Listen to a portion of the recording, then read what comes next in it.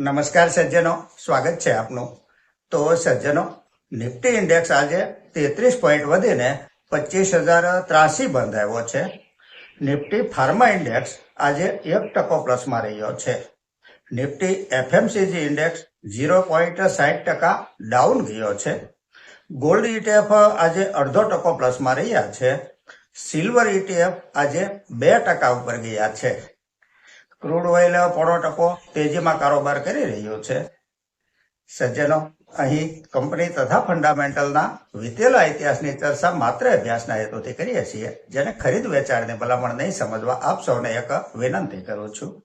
દોસ્તો, જે રીતે સેન્સેક્સ અથવા નિફ્ટી ઇન્ડેક્સ છે, તે જ રીતે mid cap, small cap index છે, અને તે જ રીતે દરેક સેક્ટર વાઇઝ ઇન્ડેક્સ પણ છે. હવે ખાસ તો આ જે સેક્ટર વાઇઝ ઇન્ડેક્સ છે ને, તે હંમેશા સેન્સેક્સ તથા નિફ્ટી ઇન્ડેક્સને ફોલો નથી કરતા હોતા. તેઓની ચાલ જરા અલગ હોય છે અને તેમાં એક ઓપોર્ચ્યુનિટી છુપાયેલી હોય છે. જો આપણે ઉદાહરણ તરીકે જોઈએ તો વર્તમાન સમયમાં નિફ્ટી આઈટી, નિફ્ટી ડિફેન્સ અને નિફ્ટી રિયાલિટી જેવા સેક્ટર થોડા દબાયેલા છે. જોકે રિયાલિટી સેક્ટર આ વીકમાં થોડું રિકવર થઈ ગયું છે, તેમ છતાં દબાયેલું તો છે જ. હવે આ દરેક સેક્ટરના ETF પણ છે. કોઈ પણ રોકાણકારને જો કોઈ પર્ટિક્યુલર સ્ટોકમાં એવરેજ કરવામાં ડર લાગતો હોય ને, તો તેના માટે આ સેક્ટર વાઇઝ ETF એક બેસ્ટ ઓપ્શન છે. કારણ કે કોઈ પણ સેક્ટરમાં બોટમ તો બનવાનું જ હોય છે અને આખું સેક્ટર એક બાસ્કેટના રૂપમાં હોવાથી જોખમ પ્રમાણમાં ઘટી જતું હોય છે. અને બીજું કે દરેક ઘટાડે એવરેજ નીચે આવી જતી હોય છે. પ્રોફિટમાં આવવાના ચાન્સ સૌથી પહેલા હોય છે. અને સૌથી મોટો ફાયદો એ કે સ્ટોપ લોસ નથી રાખવો પડતો, માટે નુકસાની બુક નથી કરવી પડતી. હવે આપણે આવીએ આપણી રોજિંદી ચર્ચા ઉપર. તો આજની ચર્ચાની પહેલી કંપની છે ઝીનસ પાવર ઇન્ફ્રાસ્ટ્રક્ચર લિમિટેડ. એક સજ્જન કહે છે કે ડાઉનફોલ અટકતો જ નથી, તો શું કરવું, સવાલ એવો છે.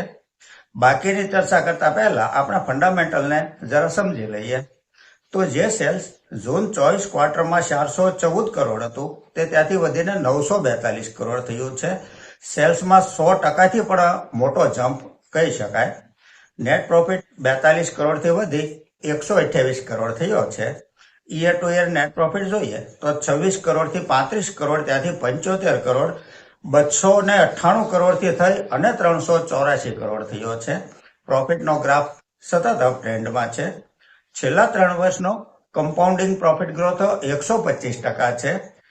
TTM 297% છે. સેલ્સ ગ્રોથ છે 3 વર્ષનો 53% છે અને TTM 120% છે સેલ્સ ગ્રોથનું. 10,880 કરોડની માર્કેટ કેપ છે. 358 રૂપિયા સ્ટોક પ્રાઇસ છે. 52 વીક હાઈ 486 રૂપિયા બનેલો છે. PE રેશિયો 28 છે. ROCE 19% છે. ROE 17% છે. પ્રમોટર હોલ્ડિંગ 39.38% છે. FII નું હોલ્ડિંગ 20.43% છે.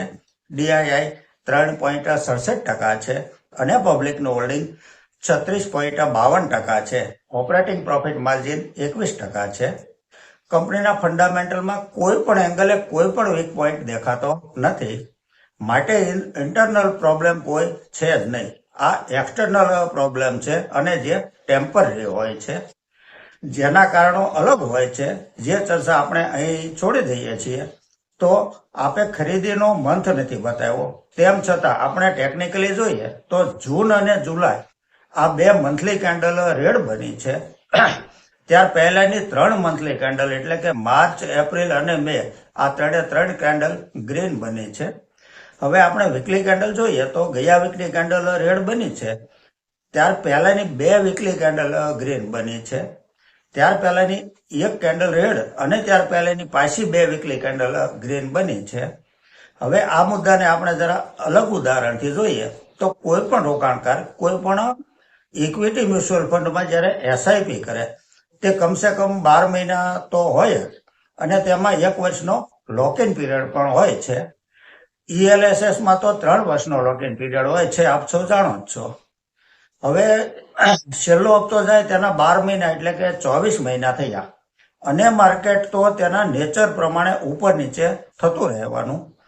કોઈ વાર એનએવી વધે તો કોઈ વાર એનએવી ઘટે પણ ખરી. અને જ્યારે પણ એનએવી ઘટે ત્યારે એજન્ટ અથવા નિષ્ણાત એક જ વાત સમજાવશે કે સારું થયું, તમારે તો ફાયદો થયો, નીચા ભાવે માલ આવશે. અને બીજી વાત એ સમજાવશે કે 3 વર્ષ રિયલ ઇફેક્ટ દેખાતા લાગશે. ત્યાર પછી ધીરે ધીરે 5 વર્ષ, 10 વર્ષ, 15 વર્ષથી 20 વર્ષના ટાઈમ પીરિયડ, પેશન, આ બધું સમજાવશે. તો હવે આ બધામાંથી આપણે એક વાત પકડીએ કે નીચા ભાવે એવરેજ કરવી. અને એવરેજ શેમાં ન કરાય? તો જે કંપની નુકસાનીમાં ચાલતી હોય, અથવા રિઝલ્ટ સારું ન આવ્યું હોય, અથવા કોઈ ઇન્ટરનલ પ્રોબ્લેમ હોય, તેમાં એવરેજ ન કરાય. જ્યારે બધું જ બરાબર હોય ત્યારે બે ધડક દરેક ઘટાડે એવરેજ કરી લેવાની હોય છે. અને જે ઘટાડે એવરેજ કરીએ છીએ તે ખરીદી સૌથી પહેલા પ્રોફિટમાં આવશે. આ જગતના સૌથી મોટા અને સફળ ઇન્વેસ્ટર એવા વોરેન બફેટ સાહેબ પણ એ જ કહે છે કે જ્યારે બધા વેચતા હોય ત્યારે ખરીદો, અને જ્યારે બધા ખરીદતા હોય ત્યારે વેચો. તો સજ્જન, આપને સમજાઈ ગયું હશે. આગળની કંપની છે મેદાન્તા ગ્લોબલ હેલ્થ લિમિટેડ. આ એક હોસ્પિટલ સેક્ટરની કંપની છે. ફંડામેન્ટલ જોઈએ તો જે સેલ્સ જૂન 24 ક્વાર્ટરમાં 861 કરોડ હતું તે ત્યાંથી વધીને 1031 કરોડ થયું છે. નેટ પ્રોફિટ 106 કરોડથી વધી 159 કરોડ થયો છે. છેલ્લા 3 વર્ષનો કમ્પાઉન્ડિંગ પ્રોફિટ ગ્રોથ 38% છે. સેલ્સ ગ્રોથ છે જ્યારે 3 વર્ષનો 19% છે. ઓપરેટિંગ પ્રોફિટ માર્જિન 24% છે. બોરોવિંગ 718 કરોડ છે. રિઝર્વ કંપની પાસે 3333 કરોડનું છે. માર્કેટ કેપ 37,413 કરોડની છે. સ્ટોક પ્રાઇસ 1,392 રૂપિયા છે. 52 વીક હાઈ 1,456 રૂપિયા બનેલો છે. પી રેશિયો 65 છે. ROCE 19% છે અને ROE 16% છે. ફેસ વેલ્યુ 2 રૂપિયા છે. શેર હોલ્ડિંગ પેટર્ન જોઈએ તો પ્રમોટર હોલ્ડિંગ 33% છે.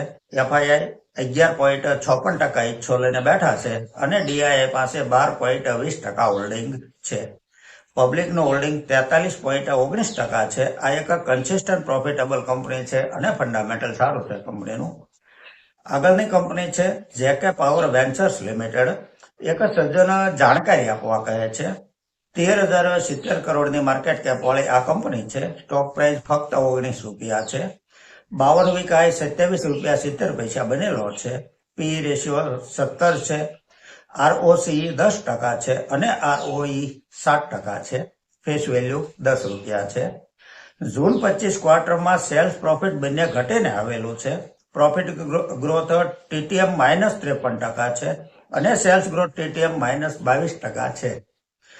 કોઈ વાર અનધિકૃત રીતે ચાલી જાય તે વાત 2 નંબરની છે. ફંડામેન્ટલ રોકાણ કરવા લાયક ન કહેવાય. સજ્જનો, આજે જેઓના પણ પ્રશ્ન બાકી રહી ગયા છે તે આવતીકાલે સમાવેશ કરી લઈશું. આ સાથે આજની આ ચર્ચા પૂરી કરીએ છીએ. જો આપને આજની આ ચર્ચા પસંદ આવી હોય તો લાઈક કરજો, શેર કરજો, મારી ચેનલને સબસ્ક્રાઈબ કરજો. નમસ્કાર.